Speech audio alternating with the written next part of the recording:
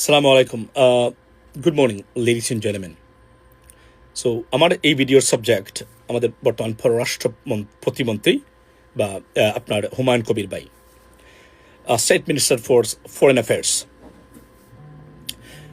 ওনাকে নিয়ে তুলপাড় চলছে বাংলাদেশে এই মুহূর্তে। বিষয়টা কি? বিষয়টা হলো বাংলাদেশের সংবিধানের একটি article 66 bracket 2 bracket C of the Constitution of Bangladesh.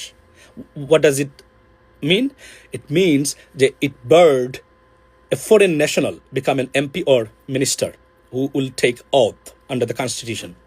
So, অর্থাৎ বিদেশি নাগরিক বা দ্বৈত নাগরিকত্ব আছে এমন কোনো ব্যক্তি বাংলাদেশের মেম্বার অফ পার্লামেন্ট বা মন্ত্রী হতে পারবেন না সাংবিধানিকভাবে। এটা নিয়ে তুলপাড় চলছে এখন। উনাকে মানে সবাই, everyone is going after him. So আমার প্রশ্নটা এই জায়গাতে আমি বলি, উনার অন্যান্য বিষয় নিয়ে আপনারা আলোচনা করেন।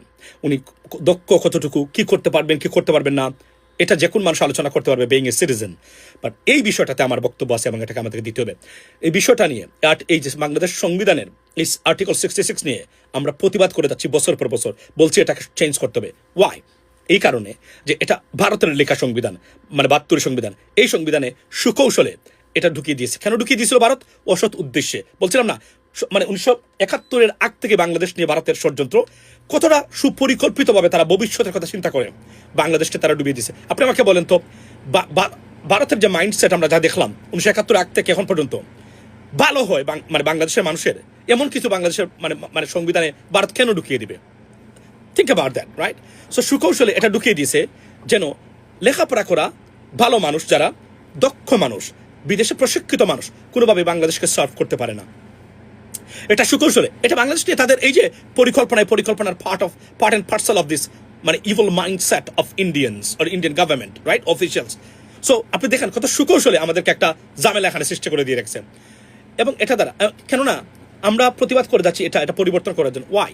আমরা আমাদের অভিজ্ঞতা থেকে বলছে, স্বাধীনতার 54 বছর পরে, আজকে না, অনেক বছর আগে থেকে আমরা বলতেছি, বাংলাদেশের 90% politicians they are unfit to lead Bangladesh, being an MP, being a minister. সুতরাং বাংলাদেশে থেকে রাজনীতি শেখা মানুষরা বাংলাদেশকে বর্তমানে গ্লোবালাইজেশনের যুগে অ্যাগ্রেসিভ মানে আপনার এই টেম্পোরারি ওয়ার্ল্ডে they are completely unfit to lead Bangladesh or to serve Bangladesh as an MP or আপনার যদি আমি বলি দ্য মিনিস্টার। সুতরাং বিদেশে লেখাপড়া করা মানুষ, যারা দক্ষ প্রশিক্ষিত, যারা পৃথিবী সম্বন্ধে জানে, বিদেশের বিভিন্নভাবে তারা মানে অভিজ্ঞতা অর্জন করেছেন, তাদের মানে ছাড়া অথবা তাদের মিক্স অ্যান্ড ম্যাচ ছাড়া বাংলাদেশের পরিবর্তন হবে না। লিখিত গ্যারান্টি দিতে পারি এই বিষয়ে। হবে না যে হয় যে নাই 54 বছর পরে পর্যন্ত আপনারা দেখেছেন। সুতরাং এখন যেটা হচ্ছে এই আলোচনাটা, বিষয়টা আমি দ্বিমত পোষণ করি। আমি মনে করি এই আর্টিকেল 66 ভারতের ইভিল মাইন্ডসেট বা উদ্দেশ্য নিয়ে বাংলাদেশের সংবিধানে তারা ঢুকিয়ে দিয়েছে। Therefore, it has to be changed, and I would like to request a humble request to the Prime Minister, please take an action or take an initiative so that it can be changed, because এটা তারা, এবং এটা একটা ভ্রান্ত হাস্যকর জিনিস মানে তারা ঢুকিয়ে দিয়েছে, এবং এটা নিয়ে সারা মানে আপনারা পড়ে আসেন। ওয়াই? মানে ভারতের বিষয়টাকে আপনারা এখন প্রসার করতেছেন। অনেকেই বলছেন উনি মক্কা চুক্তিতে যাচ্ছেন এবং উনি ইনিশিয়েটিভ নিচ্ছেন, উনি এটা দায়িত্বে, এজন্য ভারতীয়রা খেপিয়ে দিয়েছে সবাইকে। আমি আবার বলছি, ডেফিনেটলি এই বিষয়টা আলোচনা করতেই পারেন যেহেতু সংবিধানে আছে, কিন্তু আমি মনে করি একটা ভ্রান্ত ধারণা। আর 72-এর সংবিধান কোনোভাবেই যে বাংলাদেশকে রেপ্রেজেন্ট করে না, সেটা সুপ্রতিষ্ঠিত ভারতীয় দালালরা ছাড়া এই 72 সংবিধান নিয়ে বেশি মানে আপনার খুব বেশি বাড়াবাড়ি কেউ করবে না। আমি জানি অনেকেই করতে থাকেন অথবা করতে হবে জন্য করেন, কিন্তু মূলত যারা এটা নিয়ে ভেরি অ্যাগ্রেসিভ অ্যান্ড ভেরি মানে আপনার এই যেটাকে আমরা এক্সাজুরেট করতেছেন, এরা হচ্ছে কোনো না কোনোভাবে they have a link or ties with India. So আমি মনে করি আপনারা এটা বাদ দিবেন এবং সরকার এটা পরিবর্তন করবেন। আমি আর একটা উদাহরণ দিই আপনাদেরকে। আপনি পৃথিবীর সবচেয়ে সিক্রেটিভ এবং ইন্টেলিজেন্ট লেজিসলেটিভ বডি কোনটা? US Congress. How many members of US congressmen or women or senators মানে আপনার have got dual nationalities? Do you have any idea? You don't have any idea. একটা উদাহরণ দিই শুধুমাত্র, যতজন জিউস মানে কংগ্রেসম্যান আছেন অথবা সেনেটরস আছেন, সবার ডুয়াল ন্যাশনাল মানে সিটিজেনশিপ আছে, পার্টিকুলারলি ইসরায়েলের। আমি বাকিটা বাদ দিলাম, বাকি যারা আছেন তাদের কথাই বাদ দিলাম। Let's take a look at the United Kingdom, for example. মানে আপনি দেখবেন যে মানে অর্থাৎ ব্রিটেনে যে মেম্বার্স অফ পার্লামেন্ট আছেন বা হাউস অফ কমন্সের, পাকিস্তানি বাংলাদেশি তো 4 জন আছেন, সবার বাংলাদেশি নাগরিকত্ব আছে। টিউলিপ সিদ্দিকের নাগরিকত্ব নিয়ে তো আপনারা কথাই বললেন সারাদিন।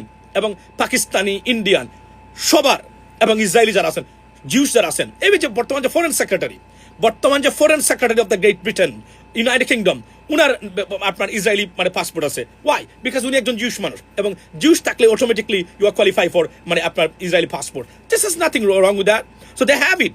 সো এটা নিয়ে আপনারা কেন আপনাদেরকে লেলিয়ে দিয়েছে?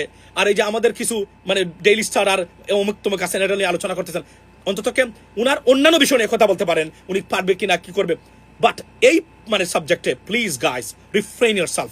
এটা ইন্ডিয়ান প্রোপাগান্ডাটা বাংলাদেশে প্রতিষ্ঠা করতেছেন। আবারও বলছি, আমি চাই যারা মিনিস্টার হবে কমপক্ষে একটা ডিগ্রি না থাকুক, একটা সার্টিফিকেশন, বিদেশি সার্টিফিকেশন যেন থাকে অন্তত পক্ষে তারা বাংলাদেশকে। আমি আবারও বলছি, ঢাকা বিশ্ববিদ্যালয় নয়, বুয়েটে পড়লেও বাংলাদেশে পড়ালেখা করে এরা বাংলাদেশকে লিড দেওয়ার বর্তমান এই কঠিন পৃথিবীতে দে আর আনফিট।